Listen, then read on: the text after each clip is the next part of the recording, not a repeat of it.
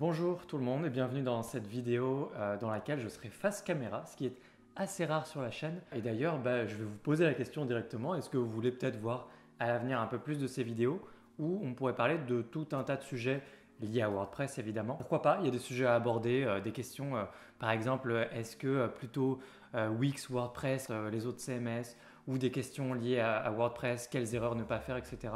Bref, me voir un peu plus face caméra. Mais ce n'est pas vraiment le sujet du coup de cette vidéo.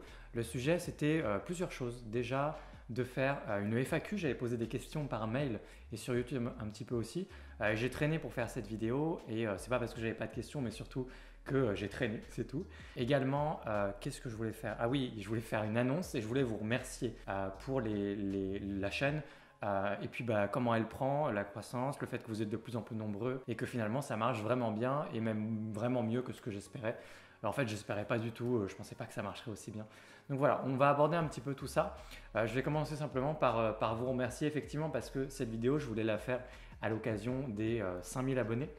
Et du coup, vous voyez cette vidéo, je suis plus du tout à 5000, je dois être à 6000. 7000, 6000 je les ai passés, donc entre 7 et 8000 et peut-être qu'au moment où la vidéo sort, ce serait peut-être même à 8000 abonnés. Bref, la chaîne, pardon, elle marche très bien, elle marche mieux que ce que j'espérais, c'est grâce à vous évidemment et ça ne va pas s'arrêter là du tout. Je pense que la chaîne, elle a encore un bel avenir devant elle, beaucoup de grosses vidéos WordPress à venir et du coup, je voudrais vraiment, je tiens une nouvelle fois à renouveler mes remerciements et merci de me permettre aussi de pouvoir vivre de mon activité, de ce que je fais, parce que YouTube aujourd'hui c'est quand même mon activité principale. Je vis de ça, de la vente de formation, de la publicité, de différentes choses.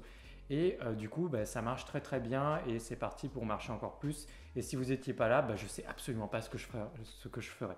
Dans la continuité du coup de mes remerciements, quelque chose que je voudrais faire, c'est vous faire une annonce. J'avais teasé quelque chose et en fait vous en avez déjà eu un petit aperçu.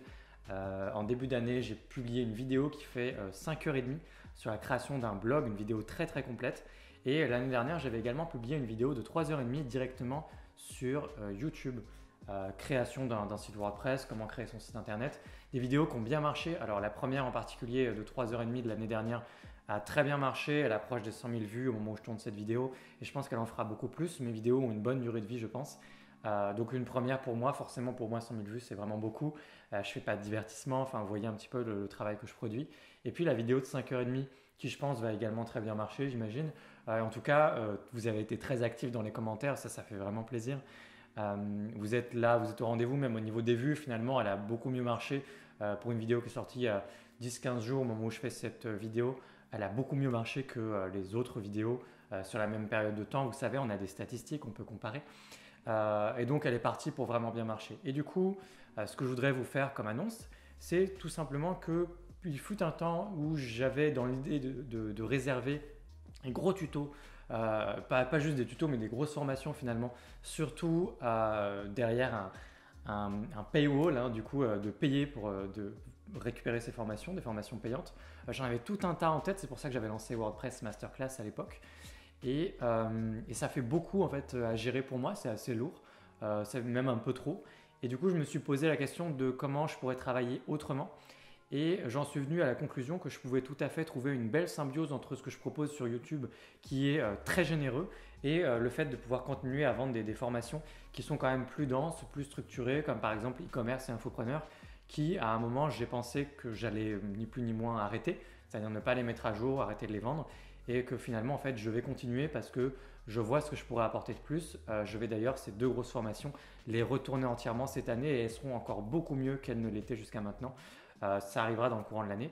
Mais du coup j'arrive à faire la distinction entre être capable de poster, de publier des vidéos de plusieurs heures gratuitement sur YouTube et vendre quand même des formations. Du coup les deux vont coexister et je vais continuer sur YouTube cette année de publier des vidéos qui font plusieurs heures sur tous les types de projets. Voilà mon annonce. Cette année, en 2021, vous trouverez sur ma chaîne des tutos sur la création bien sûr d'un site e-commerce. Ce sera assez différent de ma formation payante puisque la formation sur YouTube fera par exemple 3 heures, là où la formation payante, ce sera là actuellement, elle fait déjà je crois autour de 15 heures et puis elle en fera toujours même quand j'aurai retourné autour de 15 heures, peut-être même un peu plus. Ça ira beaucoup plus loin, beaucoup plus structuré. Ce sera vraiment fait pour les gens qui veulent approfondir, vraiment apprendre, comprendre WordPress, en vivre aussi notamment. Donc rien à voir, notamment aussi remanier toute une boutique avec Elementor, toutes ces choses-là. Donc effectivement, e-commerce, mais pas seulement. Vente de formation, espace membre, tout ça. Vous allez avoir des tutos complets de A à Z directement sur YouTube. La création d'un site pour un hôtel, gîte, hébergement, tout ça directement sur YouTube. Blog, vous l'avez. Site, vitrine, on va le refaire. Je l'ai fait l'année dernière, on va le refaire. Site de réservation, ça va être sur YouTube. Plusieurs heures gratuitement. Communautaire, forum, je n'ai pas tous les sites en tête. Restauration, bien sûr, restauration à faire. Tout ça, vous allez le retrouver directement sur YouTube. Et c'était ma grosse annonce. Et la bonne raison pour laquelle vous devriez rester abonné à cette chaîne, c'est que vous allez avoir énormément de contenu et je vais faire quelque chose qui n'a jamais été fait encore en français, en tout cas sur YouTube. Et du coup, d'ici la fin de l'année, je pense que vous aurez un sacré catalogue de formations gratuites disponibles directement sur ma chaîne sur YouTube. Il reste que, bien sûr, il restera toujours des formations payantes chez moi. Je travaille dessus, j'en ai plusieurs en tête. Le souci, et ce n'est pas un vrai problème, vous vous en doutez, mais c'est que sur WordPress, des idées de formation, il y en a beaucoup trop. Donc, ce n'est pas toujours évident pour moi de les prioriser. Même si j'ai quand même des indices venant de vous, de vos questions, notamment pour la FAQ, qui me montrent qu'il y a des questions qui sont plus importantes pour vous que d'autres. Alors, des fois, ça peut être sur la création pure et dure, mais très souvent, ça tourne aussi autour de comment gagner ma vie avec WordPress. Comment vivre, comment gérer la relation client, comment fixer mes prix, etc. Ces questions-là reviennent super souvent sur la FAQ et puis même sur vos messages sur WhatsApp, si bien que je sens bien que c'est quelque chose que je devrais faire. Du coup, je suis en train d'y réfléchir, tout ça. Donc là, la prochaine formation qui sort est vraiment plus courte que les précédentes. Les précédentes, c'était des grosses formations. Et la prochaine qui va sortir, ce sera sur la recherche, l'acquisition client. Je vais faire une formation qui va durer probablement aux alentours de 5-6 heures. Le tournage n'a pas encore débuté, mais ça va aller assez vite. Et normalement, 5-6 heures maximum sur comment trouver des clients. Et ce sera le nom de la formation, trouver des clients. Donc ça, cette formation, je vais la faire. Elle sortira en février. Et ensuite, les suivantes, je ne sais pas. Je ne sais pas quelle formation, dans quel ordre. J'en ai plein. J'ai une formation Elementor bien mastoc que j'ai en tête, que j'aimerais peut-être sortir. Il y a une formation vraiment plus sur toutes les questions de freelance finalement, effectivement, où je voudrais faire quelque chose. J'ai parlé pendant longtemps d'une petite formation sur la vitesse des sites en général. Je voulais appeler ça WordPress éclair. Il y a beaucoup de choses à dire aussi sur ce sujet, mais ça peut être une plus petite formation. Bref, plein d'idées en tête. Vous pouvez éventuellement me donner vos idées de formation gratuites comme payantes, ce que vous voulez voir sur YouTube et éventuellement ce que je pourrais faire en payant. N'hésitez pas, l'espace commentaire est toujours là pour ça. Et puis, du coup, on a abordé pas mal de choses. Ce que je vous propose de faire maintenant, c'est de regarder vos questions. J'ai pris quelques-unes de vos questions pour y répondre dans cette vidéo. J'ai privilégié des questions de fond, pas tellement des questions de forme. Alors, ce n'est pas tellement ce que je voulais dire, mais questions de forme, je veux dire des questions trop précises. Des questions, par exemple, dans telle situation B, j'ai tel problème Y avec tel souci. Bref, pas des trucs trop précis. Des questions qui font que ça peut intéresser tout le monde. Donc, des fois, j'ai même repris certaines questions précises et j'en ai extrait une question plus vaste, un sujet plus vaste à aborder, qui pouvait être intéressant d'aborder dans cette FAQ. La première question, je vais la lire du coup directement. Elle nous vient de des fois, je vais écorcher les prénoms. Vous avez peut-être l'habitude de voir des gens qui disent ça. Donc, ça y est, je suis derrière la caméra. Je le dis moi aussi. Désolé d'avance si j'écorche vos prénoms. Jordi Nike, on va dire juste Nike, mais il y a un J. Donc, quelle information demander à un client pour faire son site web et quel est le processus à adopter pour effectuer cette prestation? Alors du coup, je vais donner un élément de réponse qui vaut pour plein d'autres questions par la suite pour un freelance, un webmaster, un web designer, à savoir que je pense qu'il n'y a pas forcément une bonne manière de faire. Évidemment, si des gens ont 5-10 ans d'expérience, au bout d'un moment, ils ont compris ce qui marchait moins. Ce n'est pas mon cas, je n'ai pas 5-10 ans d'expérience. Et le fait est que moi, je pense que de toute façon, même s'il y a des erreurs à ne pas faire et des bonnes pratiques, globalement, il y a aussi une infinité de manières de faire. Et si vous, pendant que vous le faites, c'est-à-dire vous apprenez sur le tas, vous avez votre premier, votre deuxième, votre troisième client, vous vous rendez compte, vous faites des erreurs parce que vous allez en faire, et vous voyez ce qui marche moins bien, et vous allez voir aussi que vous allez vous adapter en fonction de vos clients, des profils de vos clients, certains qui sont pressés, d'autres qui s'attardent sur les petits détails et tout. Vous allez vous rendre compte qu'il y a plein de manières de faire et peut-être que vous allez avoir votre propre façon de travailler qui ne sera pas forcément exactement celle de votre voisin. Donc, il ne faut pas forcément trop vous prendre la tête sur la bonne façon de faire parce que moi, pour avoir parlé à différents profils ou pour avoir suivi aussi d'autres créateurs, notamment en anglais, freelance, voilà, un peu de tout, moi, je me rends compte qu'on peut faire tout et son contraire en fait. Voilà. Donc, pour répondre quand même un petit peu à ta question, Jordi, quelles informations demander à un client? ça dépend de ton processus de travail. Si est-ce que tu fais finalement déjà un vrai travail de web design à proprement parler, puisque je pense qu'il y a plein de freelance ou WordPress qui font pas forcément un vrai travail de web design. Des gens qui demandent, qui tâtonnent un petit peu avec leurs clients, qui disent bon bah voilà, quel site vous inspire, qu'est-ce que vous voulez. On discute un petit peu et ensuite, boum, vous implémentez, vous allez sur WordPress, vous mettez les mains dans Elementor et vous créez peut-être via des plugins qui vous permettent d'importer des sites tout fait. Et ensuite, vous prenez ça, vous commencez à le personnaliser, etc. Donc ça, c'est une façon de faire que moi, pour être tout à fait transparent, j'ai fait au début quand j'ai démarré. C'est-à-dire que je ne faisais pas un vrai travail forcément de design. Je ne mettais pas les mains dans des outils de maquette, prototypage, tout ça, tous ces outils comme Figma, Adobe XD, etc. Qu'une partie d'entre vous connaissent probablement pas, parce qu'il y a des questions qui reviennent souvent par rapport à ça. Et c'est vrai que quand on apprend WordPress, on a envie juste de comment je fais pour faire un site internet avec WordPress, trouver des clients. Mais on oublie des fois qu'il y a une partie cachée qui est un travail de web designer et qui peut venir en amont de ça, qui est des échanges, vraiment de vrais échanges avec votre client pour voir qu'est-ce qu'elle veut en termes de design et lui proposer des maquettes. Faire ces étapes-là qui sont malgré tout très importantes. Et si on ne se rend pas compte quand on manque d'expérience que c'est important, une fois que sur le terrain, vous allez vous rendre compte que c'est très important en fait et que vous en avez besoin pour que tout soit plus clair vis-à-vis de votre client. Donc, du coup, les informations que vous avez demandées, est-ce que vous êtes web designer ou pas réellement avant? Est-ce que vous allez faire des maquettes ou pas? Est-ce que vous travaillez directement dans WordPress, dans les mentors, tout ça? Donc, globalement, si je pouvais vous donner un petit peu un fil conducteur, ça pourrait être le suivant. Vous pouvez déjà, dans un premier temps, échanger évidemment avec votre client et échanger autour de ses attentes, c'est-à-dire ces attentes, pas forcément très concrètes, mais de manière générale, qu'est-ce que vous essayez de faire? Alors évidemment, vous lui posez les questions, qu'est-ce que vous voulez? Quelle fonctionnalité vous voulez? Qu'est-ce que vous rêvez d'avoir sur votre site? Mais aussi, quelle est l'ambiance générale sur votre site?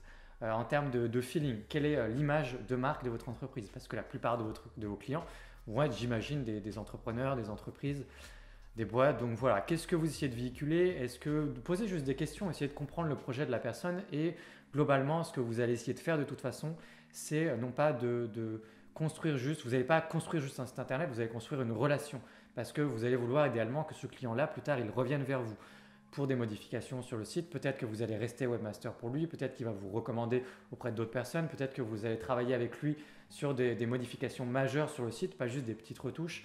Bref, vous voulez vendre des relations, vous voulez créer une relation parce que chaque client compte au début, parce que à terme, ça peut être une source de revenus, excusez-moi du terme, mais vous avez compris l'idée. Chaque client peut être une source de revenus à terme et créer de la récurrence dans vos revenus et créer une base qui fait que vous allez avoir une certaine stabilité dans votre métier qui n'est pas forcément évident à choper dès le début de votre métier. Créer cette récurrence, donc rester webmaster, pouvoir faire en sorte que vos clients vous rappellent parce qu'ils étaient satisfaits, etc.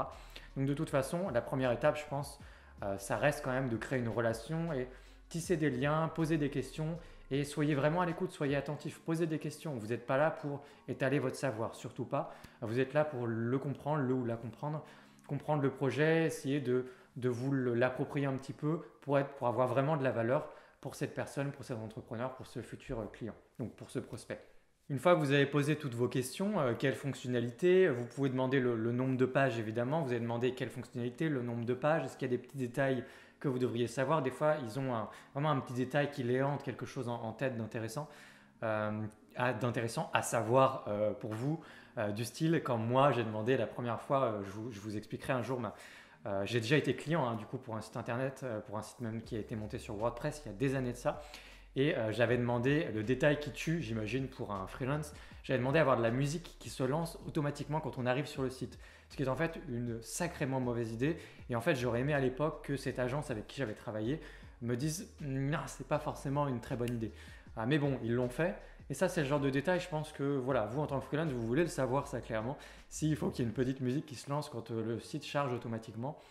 Donc voilà, des fois, le client a des petits détails comme ça en tête. Creusez simplement et puis vous allez vite comprendre à qui vous avez affaire et quel genre de projet vous avez affaire. Est-ce qu'il y a trop de pages ou pas? Est-ce que c'est une boutique? Est-ce que c'est un blog? Vous allez faire beaucoup de sites vitrines vraisemblablement, mais des fois il y a des sites un peu plus compliqués, façon listing, site de réservation ou autres, qui ne sont pas forcément très compliqués. De là, vous allez partir sur probablement 2 étapes. Probablement, si vous faites vraiment tout bien dans l'ordre, il va y avoir ce qu'on appelle en anglais le wireframe. Je ne sais pas trop comment on l'appelle en français, mais c'est une ossature, en gros le squelette de votre site. où vous allez mettre du coup juste, vous pouvez dessiner simplement sur une feuille blanche. Ou sinon vous le faites via un logiciel comme Adobe XD, vous faites tout en noir et blanc, donc vous commencez à dessiner juste un croquis, là il va y avoir une section, là je pense qu'on va faire un carrousel, ici on aura probablement une section avec les produits, ici juste un appel à l'action, là une jolie section avec une image de fond, etc. Mais globalement vous faites aucune couleur, aucune police, tout en noir et blanc, moche, juste la structure, vous faites donc ce qu'on appelle un wireframe. Vous proposez ça, c'est la page d'accueil toujours qui est la plus compliquée à réaliser, en général le reste découle de la page d'accueil. Et tout le reste sera plus facile à réaliser, souvent moins travaillé, moins compliqué, etc. en termes de design. Donc vous proposez ce wireframe à votre client qui le valide, éventuellement des petites modifications. Et puis du coup, ce que vous faites après, c'est que vous passez à la maquette. Dans Adobe XD, si vous utilisez un logiciel pour faire ce genre de choses, vous créez une maquette, donc Adobe XD, Figma, Sketch, vous créez vraiment une maquette de chacune des pages ou pas chacune des pages. Ça dépend de votre client, ça dépend de votre expérience, ça dépend de comment vous décidez que vous allez travailler. Vous pouvez très bien dire à votre client, on va faire la page d'accueil ensemble, mais j'ai décidé qu'on ne ferait pas une maquette mobile. D'ailleurs, vous ne lui dites pas que vous avez décidé ça parce que la personne, elle ne sait pas forcément qu'il faudrait qu'il y ait peut-être une maquette, même pour une version mobile. En gros, ce que j'essaie de vous dire, c'est que vous travaillez comme vous avez envie de travailler. Vous allez devoir un petit peu vous chercher quand même et voir ce avec quoi vous êtes le plus à l'aise dans la méthode, processus de travail et voilà. Mais en gros, échange vraiment avec le client, wireframe, des maquettes et ensuite on implémente dans WordPress tout simplement, petite retouche éventuellement derrière et puis voilà quoi tout simplement. Évidemment après il peut y avoir des questionnaires, des templates, des choses que je pourrais un peu vous transmettre peut-être vis-à-vis des questions qu'il faudrait poser aux clients en amont. Mais globalement, il ne faut pas forcément trop vous prendre la tête. Vous allez le voir, ça va venir. Vous prenez votre premier client, parlez avec lui au téléphone, ayez juste une relation d'être humain à être humain et ça va se faire, vous inquiétez pas. Il faut y aller, il faut mettre les mains dans le cambouis. Promis, les prochaines questions seront un peu plus rapides du coup pour aller plus vite. La prochaine question vient de Sarah D. Comment trouver ses premiers clients? Du coup, je vais faire une formation à ce sujet, donc je vous invite vivement à vous pencher sur cette formation selon si elle est déjà sortie ou si elle sort après cette FAQ, j'avoue que je ne sais pas trop. Mais ce sera une formation vraiment juste centrée sur cette question. Mais globalement, je devais vous donner des conseils. J'aurais envie de dire, surtout en cette période, en ces temps de crise, que des clients, il y en a potentiellement peut-être partout autour de vous. Ça payerait plus ou moins bien évidemment, mais des clients, il y en a quand même partout autour de vous. Si vous allez dans la rue, vous allez voir des entreprises physiques. Pour le coup, elles sont particulièrement ces temps-ci sensibilisées à la question d'une transformation digitale et au fait d'avoir un site internet comme un moyen de distribution, d'acquisition client. Ce n'est pas forcément difficile à tous les profils de vendre un site internet sur tous ces temps-ci. Et vous pouvez aller voir, si vous voulez vraiment avoir vos premiers clients, vous pouvez très bien aller voir, vous faites un petit tableur Excel ou Google Sheet, vous prenez 100 entreprises que vous allez voir 100 entreprises dans la rue. Et si vraiment vous voulez un client, je peux vous assurer que si vous allez voir 100 boîtes dans la rue, même si vous êtes mauvais et que vous avez un mauvais taux de conversion, il y a de grandes chances que vous ayez plusieurs clients sur les 100 boîtes que vous allez voir.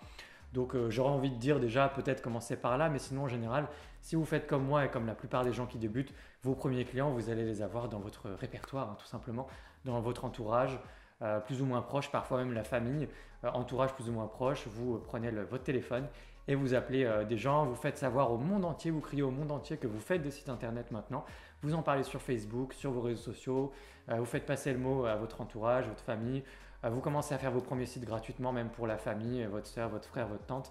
Et petit à petit, de bouche à oreille, de fil en aiguille, ça va arriver. Vous allez avoir vos premiers clients de toute façon. Puis pour ceux qui veulent aller plus loin, de toute façon, j'ai préparé tout ça justement dans une formation. Depuis combien de temps es-tu dans le monde WordPress de Michael? Alors en fait, ça fait pas très longtemps. Mon premier contact avec WordPress, ça fait vraiment longtemps. Ça remonte à quand j'avais acheté une formation en ligne il y a des années, franchement, j'en sais rien, 2013, 2014, 2012, par ces années-là. Cette formation n'existe plus, ça s'appelait Bloguer pour voyager, d'un blogueur, un blogueur qui vivait justement de son blog de voyage. Et il voulait enseigner aux autres justement comment faire un blog de voyage et éventuellement pouvoir également en vivre. Et voilà, toutes ces questions-là. Donc ça s'appelait Bloguer pour voyager. Et dans cette formation, il y avait une partie WordPress, comment faire un site sur WordPress. Et j'ai abandonné assez rapidement, mais c'était mon premier contact avec WordPress, ça remonte à des années maintenant. Mon deuxième contact étant que j'ai été client, et ça quand vous avez été client d'un site, même si ce site a été monté sur WordPress, ça change tout, parce que vous voyez ce que c'est d'être dans la posture du client et d'avoir des attentes, les échanges, le fait que l'agence m'avait justement proposé des maquettes pour voir le résultat avant de vraiment directement aller dans WordPress pour faire le site, ce qui est logique en fait. Et etc., etc. Donc j'avais payé pas moins de 4 000 € à l'époque pour ce site. Je pourrais en parler dans une vidéo dédiée si vous voulez, mais c'était il y a quelques années déjà maintenant. Et donc ça, deuxième contact avec WordPress. Par la suite, là, maintenant, le fait que je fasse des sites régulièrement pour mes projets, le fait que je puisse avoir des clients et que je fasse du contenu sur YouTube aussi, mes premiers vrais contacts durables avec WordPress remontent là maintenant à 3 ans. Pas plus de 3 ans en fait. Voilà. Une question de Guy Savidan, la question d'aborder Gutenberg. Alors déjà Guy, merci parce que tu es vraiment présent à toutes mes vidéos et tu me mets des commentaires. Je fais souvent la remarque, hein, tu sais Guy, mais j'ai l'impression que les gens peuvent voir tes commentaires et se dire mais c'est des faux commentaires, c'est des commentaires qu'il a achetés, c'est pas possible. Tellement tu es gentil dans tes commentaires. À chaque fois on dirait que je t'ai payé pour écrire ce que tu écris, tellement c'est adorable. Hop, magie du montage, j'ai eu un petit souci avec l'image, j'ai perdu un tiers de la vidéo, donc je reprends là où je m'étais arrêté. Donc je répondais à Guy et du coup encore une fois merci, et puis je vais répondre directement à ta question, comme ça j'avance. Par rapport à Gutenberg, est-ce que je vais aborder Gutenberg ou pas? Alors oui, je vais l'aborder, en fait je l'ai même déjà abordé, je vais encore l'aborder comme Elementor, Divi, etc. Donc pour rappel, Gutenberg c'est l'éditeur dans bloc de WordPress, c'est-à-dire l'éditeur WordPress normal qui permet de créer ses pages. Donc on peut installer Elementor, Divi ou d'autres page builders, comme on peut juste utiliser maintenant que WordPress. Mais WordPress tout seul, ça ne suffit pas vraiment. Il faut installer une ou deux petites extensions qui ajoutent des blocs dans cet éditeur en bloc. Mais ça suffit effectivement à créer ces pages avec pas mal d'avantages à la clé, c'est-à-dire notamment un site qui est beaucoup plus performant, beaucoup plus rapide directement, sans effort, sans rien faire, ce qui est vraiment appréciable. Ça a des avantages, des inconvénients, il faudrait que j'en parle et que je fasse une vidéo dédiée, pourquoi pas, si ça vous intéresse. Mais du coup, je l'ai abordé déjà sur YouTube, notamment dans la dernière vidéo qui dure 5h30 sur la création d'un blog, c'était justement Gutenberg. Et je vais encore l'aborder ces prochaines semaines, ces prochains mois sur YouTube, mais aussi en formation, notamment quand je vais retourner à infopreneur et e-commerce.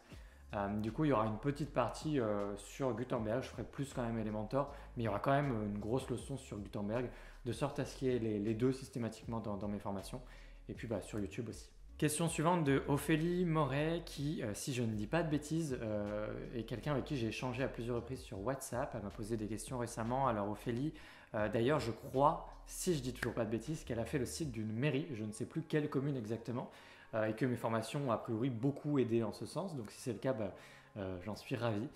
C'est très très cool du coup le site d'une mairie. Et Ophélie du coup, elle me demande, vas-tu faire une formation sur Kadence Pro en 2021? Donc Kadence Pro, oui et non. Alors c'est la version pro du thème, hein, c'est pas un page builder, c'est juste la version pro du thème Kadence Pro. Et je vais effectivement l'aborder, mais alors pas spécialement en faire une formation.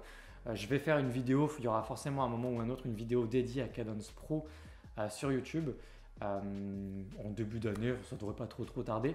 Et puis je vais également l'aborder quand je vais retourner les formations infopreneur et e-commerce. Ce sera sur une même base. J'en parle parce que je sais qu'elle est cliente aussi. Je ne sais plus quelle formation, je crois toutes, je crois que c'était Masterclass. Mais du coup, il y aura la même base pour les deux formations et ce sera Kadence et donc on abordera Kadence Pro avec plus de choses encore. Donc oui, effectivement, je vais l'aborder. Je ne vais pas sortir une formation exprès Kadence Pro, mais je vais l'aborder en long, en large et en travers sur YouTube et en formation. La question de Myriam Mess. Je voudrais apprendre Elementor, mais aussi WordPress Bakery, Page Builder. Je me demande si on peut utiliser les deux sur un seul et même site. Alors là, du coup, je ne vais pas vraiment répondre spécifiquement à cette question, mais plus largement à la question d'avoir plusieurs constructeurs de pages sur un site. C'est quelque chose à ne pas faire, il faut l'éviter. C'est pas que ça va forcément pas marcher, mais vous risquez de vous exposer à des problèmes, des potentiels conflits. C'est pas fait pour fonctionner ensemble, c'est pas une histoire d'amour, les page builders entre eux sur un site. En général, sur un site, on prend le parti d'un page builder. J'utilise Divi, j'utilise Elementor, j'utilise Oxygen, j'utilise Breezy, j'utilise Gutenberg, mais pas deux. Ça ne veut pas dire que ça va forcément pas marcher. Encore une fois, ça peut marcher par hasard ou voilà, il peut ne pas y avoir de problème. Ça m'est arrivé de le faire, notamment Flatsum pour certains d'entre vous qui l'utilisent, qu'on voudrait utiliser même conjointement peut-être à Elementor. Ça peut marcher. C'est juste que j'évite de le faire et il faut éviter de le faire. C'est une mauvaise pratique. Et évidemment, sauf cas exceptionnel de Gutenberg, parce que Gutenberg, c'est WordPress. Donc forcément, si vous installez Elementor ou Divi en plus de Gutenberg, du coup, oui, ça a marché. Ça, il n'y aura pas de problème. Mais globalement, prenez l'habitude simplement d'utiliser un constructeur de page sur un site et au moins, vous n'aurez pas de problème. Et au passage, WordPress Bakery, je l'ai aperçu une ou deux fois sur des sites de gens. Voilà, clairement, je ne vais pas l'aborder. Je n'en parle pas, je ne veux pas en parler. Donc, si jamais tu utilises WP Bakery, c'est probablement parce qu'à un moment ou à un autre, tu as dû acheter un thème qui est un peu marié à ce page builder. Et globalement, je t'invite surtout à t'en débarrasser et à essayer de passer sur Elementor ou même Divi, même si je n'ai pas encore abordé Divi sur cette chaîne. Dernière question de Chris, et je vais lire du coup toute sa question, tout son commentaire. J'aimerais bien avoir ton retour d'expérience sur comment gérer tes tarifs en tant que freelance. Pour t'expliquer un peu le contexte, je connais une personne qui pourrait devenir un futur client, mais je n'ose pas aborder le sujet avec lui, car en tant que débutant, je ne sais pas vraiment comment définir un prix sur le travail que j'aurai à accomplir. Création de site, puis mise à jour, suivi du fonctionnement, voire gestion de la pub, vente, etc. Chris. Il y a plusieurs questions encapsulées dans une seule grosse question, parce que déjà, tu as parlé, alors effectivement, je tutoie quand j'ai l'impression de m'adresser à la personne. Tu as parlé de publicité, et là, c'est pas vraiment mon créneau. Donc moi, j'en ai fait plein de fois par le passé, de la pub un peu partout, mais je ne vais pas en parler sur cette chaîne. De la manière dont on peut le monétiser, ça, je ne sais pas spécialement, et du coup, ça ne rentre pas spécialement dans le contexte qu'est le mien, de cette chaîne, de mon travail, WordPress. Donc ça, je ne sais pas, mais en tout cas, le fait de vendre des sites internet, vaste sujet, et en fait il y a plein de façons là aussi de vouloir monétiser. Il y a plein de points de départ de comment je voudrais fixer mes prix. Ça peut partir davantage du point de vue de votre client, comme ça peut partir davantage du point de vue de comment moi j'ai envie de gagner ma vie, combien de clients il me faut par mois sur l'année pour m'en sortir à hauteur de 1500 ou 2000 euros par mois. On va donner une fourchette large en disant qu'en moyenne c'est à peu près l'ordre de grandeur de ce que vous voulez gagner, comment vous voulez gagner votre vie en faisant des sites WordPress au début. Je ne dis pas qu'on ne peut pas gagner plus, hein, on peut carrément gagner plus, mais 1500, 2000 euros. Et donc du coup, déjà je pense que là, ça note surtout d'un manque de confiance en toi et du fait que justement tu n'as pas d'expérience. Si tu n'as pas d'expérience, la question du prix, elle est vite réglée. Je pense qu'il faut surtout que tu fasses tes premiers sites pour pas cher du tout. L'idée, c'est pas de tirer les prix du marché vers le bas, mais c'est naturellement c'est en forgeant qu'on devient forgeron, c'est de forger. Tu as besoin de forger, donc forge pour pas cher et ce qu'on appelle en anglais de l'over-delivery. Essaye de surdélivrer, d'être vraiment bon dans ce que tu fais et de donner plus que ce à quoi les gens s'attendent, que les gens soient satisfaits, etc. Parce que ça fera de toute façon du bouche à oreille. C'est toujours bon pour les affaires. Mais je dirais qu'il faut que tu fasses tes sites internet pour vraiment pas cher. Moi, le premier, je l'ai fait pour 300 euros. J'étais super content à l'époque. Alors autant te dire que je ne pourrais pas gagner ma vie si je vendais des sites internet à 300 euros, même le double, hein, même 600. Ça va être difficile de t'en sortir à moins de faire du fast-food de site internet et que tu es vraiment très efficace, tu standardises à mort et tu as un gros flux de clients. Pourquoi pas, du coup, on peut imaginer, j'ai déjà vu des choses à droite, à gauche, d'autres business models autour de la création de sites, mais en tout cas, il va falloir envisager d'aller vraiment au-delà de 1000 euros pour tous tes clients, de toute façon, pour t'en sortir. Et quand je dis au-delà, c'est pas 1000 euros non plus. 1000 euros, je dis pas que tu peux pas en prendre de temps en temps, ça dépend des types de projets. Il peut t'arriver de bosser sur des projets pour 500 euros aussi, ou moins, ou plus. Ça dépend de ce que tu fais, mais globalement, on va dire que pour un site vitrine classique sur WordPress, tu vas vouloir probablement taper dans une fourchette très large de 1200, 1300 à 2000 euros par exemple. Je dirais même 1500 à 2000 euros. Ça dépend de ton expérience, de ton assurance à pouvoir délivrer quelque chose où tu sais que la personne elle va avoir une bonne expérience à tes côtés. Elle sera super contente, elle aura exactement ce qu'elle veut, tu es compétent pour faire exactement ce que la personne voudrait ou ce qu'elle imagine, ce qu'elle a en tête. Et globalement, je t'invite simplement à monter tes prix petit à petit, tes premiers sites à quelques centaines d'euros, pour ne pas dire tes premiers sites gratuitement, hein, de toute façon. Tu peux faire tes premiers sites gratuitement pas pour rien du tout, gratuitement du coup, famille, entourage, etc. Parce qu'il faut que tu prennes de l'expérience, de la confiance et ça va venir après. Tu vas faire payer tes sites relativement cher et ensuite tu pourras faire payer tes sites beaucoup plus cher, bien sûr. Au-delà de 2000 euros, c'est permis, hein, bien sûr, largement. Site vitrine, alors là, ça dépend vraiment du type de client auquel tu as affaire, parce qu'il y a des clients qui sont prêts à payer vraiment plus cher de manière générale que d'autres.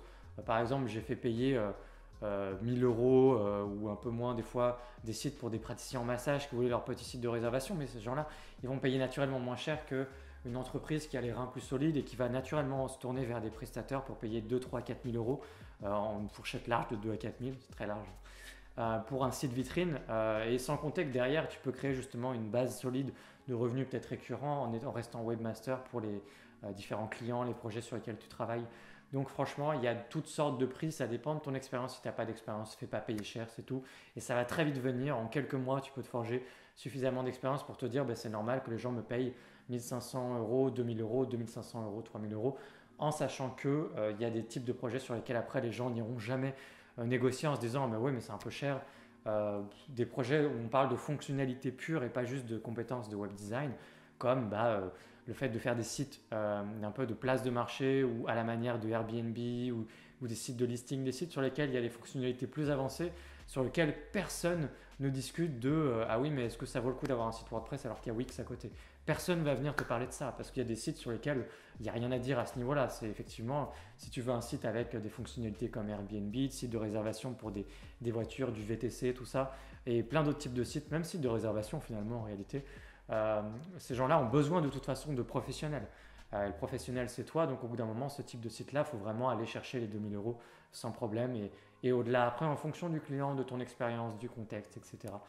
Donc voilà, l'idée étant de gagner en moyenne, on va dire, en moyenne, entre 1500 et 2000 euros net après les 22% que vous payez à l'URSSAF et aux impôts. Donc voilà pour cette question où je suis resté relativement évasif et en même temps, j'espère que je t'ai donné quand même des indices, des pistes. Parce qu'après, pour répondre plus concrètement à cette question, il faudra que je me pose, que je fasse une vidéo dédiée, que je structure ma pensée, même si ce n'est pas une formation, mais juste une vidéo sur YouTube, que je prenne plus de temps pour te répondre. Je pense des présentations sur Google Slides, typiquement, ne serait pas trop. Ça va me permet de te présenter plusieurs scénarios différents de comment tu voudrais fixer tes prix. Et encore une fois, ça peut partir de toi, et du fait que tu vas calculer comment je gagne ma vie avec 2 clients par mois sur une fourchette de 1500 à 2500 euros par exemple, brut. Ce qui te permet justement de t'en sortir après 2 ou 2,5 clients par mois, ce qui te permet justement de calculer avec à compte 50% au début, 50% à la fin. Tu peux t'organiser comme ça. Après, tu t'organises comme tu veux. Les clients qui veulent un site internet, ils n'ont pas l'habitude d'avoir un site internet. Ils veulent un site internet à un instant T. Donc ensuite, ils vont s'adapter à comment il faut faire les choses. Et c'est toi qui vas leur dire. Et peut-être que toi, tu vas t'adapter à eux parce qu'on s'en fout de comment il faut faire les choses. Il faut juste se concentrer sur le résultat. Peut-être que tu vas tomber sur des clients un peu spéciaux qui vont vouloir travailler d'une certaine façon. Et donc, chacun doit s'adapter aussi à l'autre, évidemment, et être à l'écoute à ce niveau-là. Voilà, c'est tout ce que j'avais à dire. Je ne vais pas plus loin dans les questions et tout. La vidéo est assez longue. Encore une fois, si vous voulez d'autres vidéos comme ça, n'hésitez pas à me le dire. Et on peut aborder plein de sujets face caméra sans problème. Il y a vraiment plein de choses à dire qui ne sont pas forcément des vidéos où je filme mon écran. Et c'est vrai que je n'ai pas exploré encore des vidéos face caméra pour lesquelles peut-être ça peut complètement bider ou alors marcher un petit peu mieux ou attirer de nouvelles personnes ou je ne sais pas. Donc voilà, si jamais vous avez d'autres questions, pourquoi pas les poser dans l'espace commentaire, il est là pour ça. Je répondrai à un maximum de questions. Et puis si cette vidéo vous a été utile, vous avez appris quoi que ce soit, voilà, n'hésitez pas à liker la vidéo pour encourager mon travail. La chaîne, comme d'habitude, si vous voulez vous former à WordPress, vous n'êtes pas sans savoir que j'ai des formations, j'ai dû l'évoquer 40 fois dans la vidéo. Donc je pense que le message il est passé. Et puis de toute façon, on se retrouve du coup dans une prochaine vidéo WordPress sur la chaîne. À très bientôt. Ciao.